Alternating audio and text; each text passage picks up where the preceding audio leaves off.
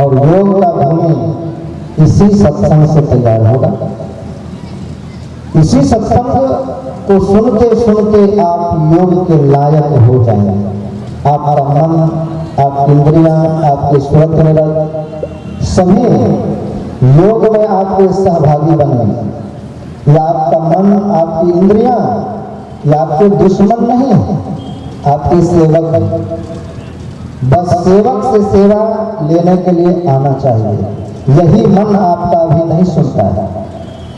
जब मन ही नहीं सुनता है आपका, तो आप योग क्या करेंगे और सत्संग भी क्या सुनेंगे। इसीलिए यह आपका सुने, गुरु महाराज के मन में सुन लिया तो पास हो गए। इसलिए गुरु महाराज कहते हैं मन तुम बसो तो बस रहे, काम हो गए। तो आपका मन नहीं सुन रहा है, आपकी सेवक नहीं सुन रहा है, और सत्संग में बैठ करके इतना दिन से सत्संग करके भी योग का भूमि नहीं बन रहा है। बन जाता जिस दिन, उसी दिन तत्व का ज्ञान हो जाएगा। जिस दिन योग का भूमि आप तैयार कर लेंगे, बीज तो डला हुआ है वो अंकुरित हो जाएगा, अभी नहीं हो सकता है। इसीलिए संत जन कहते हैं कि हम खूब सत्संग करें। और सत्संग करने से क्या होगा? कज्जाप्यम धियो हरति सिंचति वाच सत्यम मनोरतिम दिशतिम पापम पाकरोति चेतः पश्चिदति दिक्षु तनोति कीर्तन सत्संगति कथयः किम न करोति पुंसाम। का सत्संगति आपके लिए क्या नहीं कर सकता है? कौन ऐसा काम है जो सत्संग नहीं करता है? कौन सी ऐसी दुविधा है, कौन सा ऐसी शंका है जिसका ये समाधान नहीं करता है? कौन सी समस्या है जिसका ये हल नहीं करता है?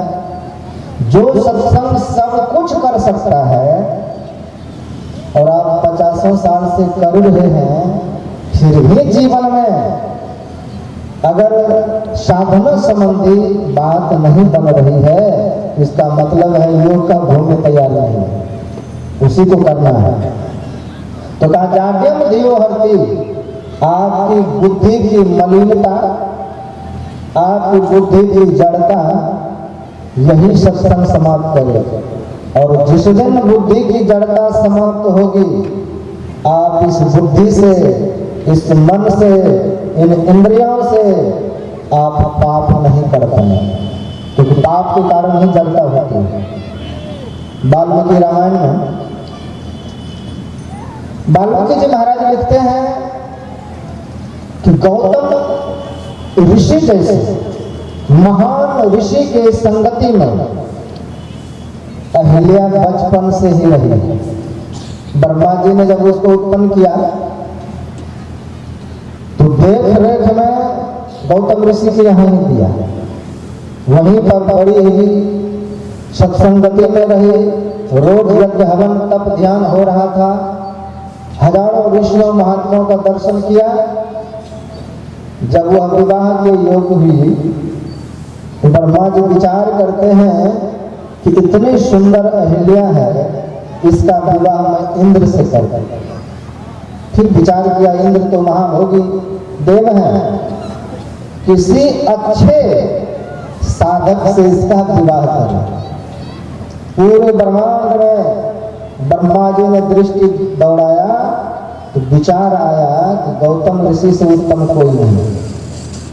अंततः विवाह उन्हीं से किया।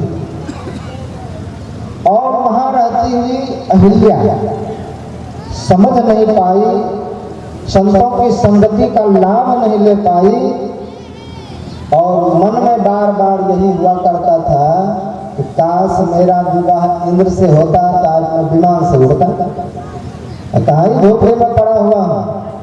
इंद्र के भी मन में बार बार हो कि काश अहिल्या से मेरा विवाह हुआ रहता तो क्या आनंद में रहते। दोनों के मन में वासना है, और इतना सत्संगति करने के बावजूद भी अहिल्या जानबूझ करके पाप करती है। वाल्मीकि रामायण में लिखा है।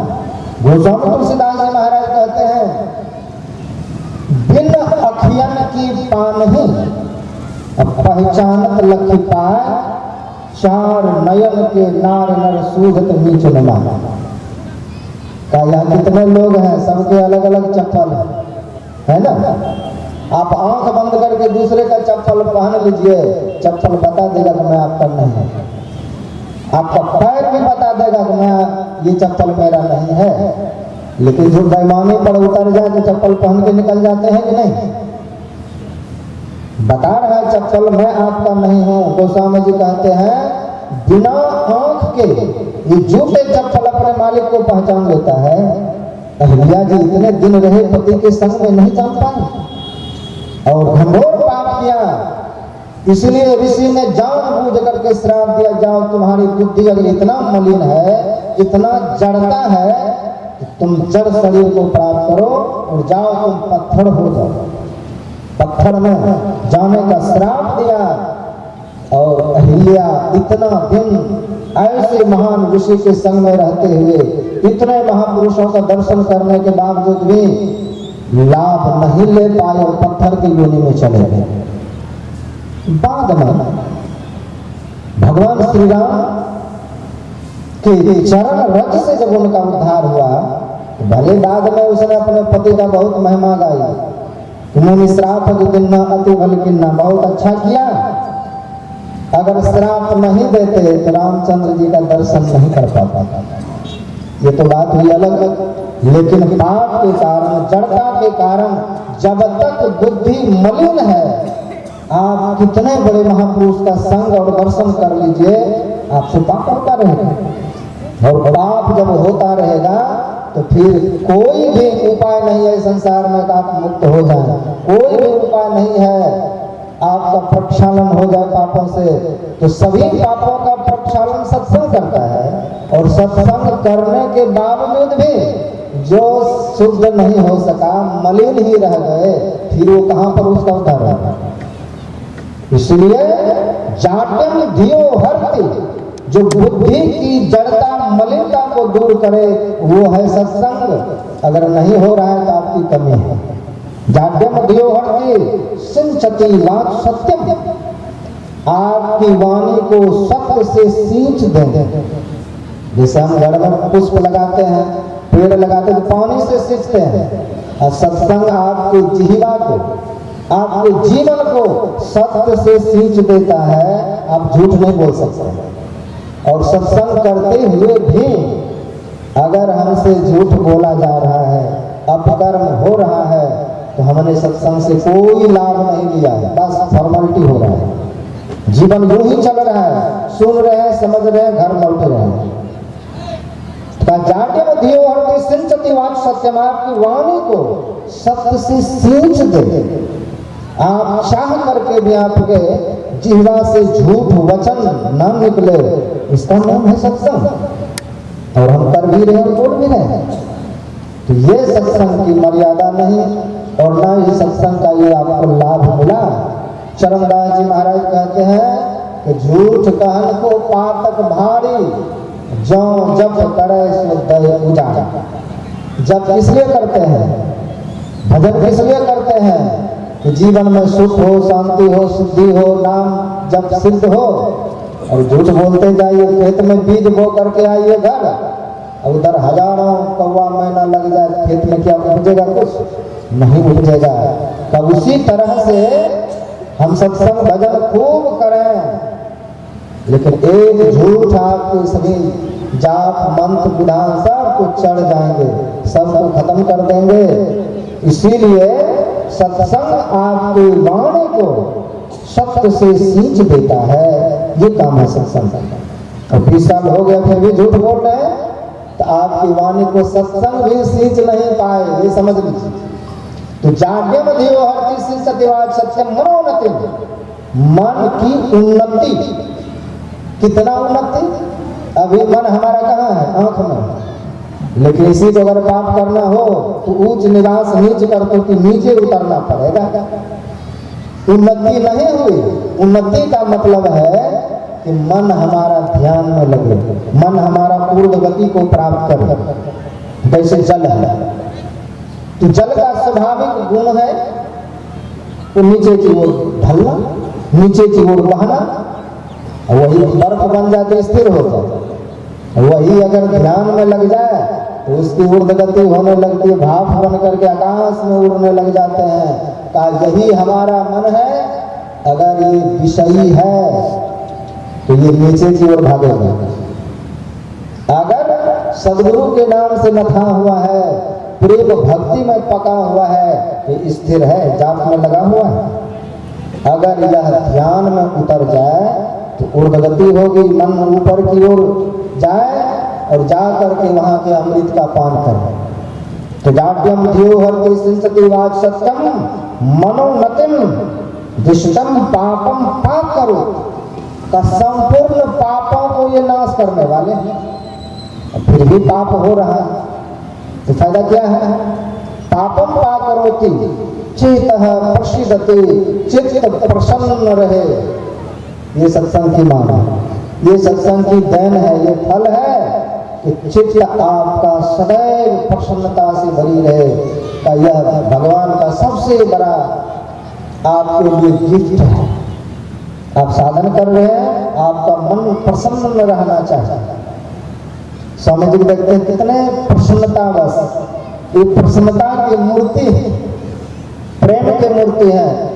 दूसरे के नेत्रों को सुख लगता है स्वामी जी को देखने के बाद, क्योंकि प्रसन्न अपने स्वभाव में रहते हैं।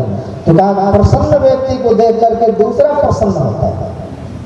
और आप मुंह लटकाए हुए हैं तो दूसरे का देख करके मूड खराब होता है। तो प्रसन्न रहना ये भगवान की बहुत बड़ी कृपा है। क्या आप करोड़पति हैं कि क्या है कि खाकपति हैं? प्रसन्न रहे बस। तो प्रसन्नता सबसे बड़ी चीज है। तो सत्संग करने वाले प्रसन्न रहेंगे, टेंशन में नहीं। टेंशन में रहेंगे तो जल्दी यहाँ से पेंशन मिलेगा। तो टेंशन नहीं लेते हुए प्रसन्न रहना। अगर जीवन में सत्संग किए तो प्रसन्नता जरूर होगी, और नहीं किए हैं तो ये सब कुछ नहीं मिलने वाला है। ये फल है चेतः प्रसिद्धति दिक्षु तनोति कीर्तन का। चारों दिशाओं में आपकी कृति यश होने लगेगा। ये सत्संग देता है। जो गांव ग्रामीण के सत्संगी हैं, श्रेष्ठ जन, वह जितने अपने आप को संयमित और सत्संग में जोड़े हुए हैं, उसका उतना वहां तक उसका प्रभाव है, वहां तक उसकी मान है, मर्यादा है, वहां तक सम्मान है। और जो महात्मा जितना अपने आप को साधनशील बना के रखे हैं, उसका वहां तक मान मर्यादा होता है, सम्मान होता है। तो आप जितना सत्संग से लग करके रहेंगे, उतना आपकी मान मर्यादा सम्मान बना रहेगा। तो कहा सत्संग ये तमाम चीज आपको उपलब्ध कराता है। सत्संगवती कथय किमना करोति पुंसाम का क्या नहीं देता है? का सत्संग से सदगुरु मिले, सदगुरु से निज ज्ञान, कहते हूँ निज ज्ञान से मिली है पद निर्वाण। का निर्वाण तो इस धरती का सबसे परम फल है, और लाखों करोड़ों में किसी किसी को मिलता है। लेकिन यह सत्संग सब कुछ प्रदान करने वाला है। यह सत्संग में लगे रहिए, जीवन का लाभ लीजिए। मैं तो चाहता हूँ कि स्वामी जी से जितना ज़्यादा सुन सकूँ, इसलिए मैं आया हूँ। स्वामी जी के ही ज़्यादा से ज़्यादा विषय सुन सकूँ, इसलिए ये वाणी को मैं यहीं पर विराम देना चाहता हूँ।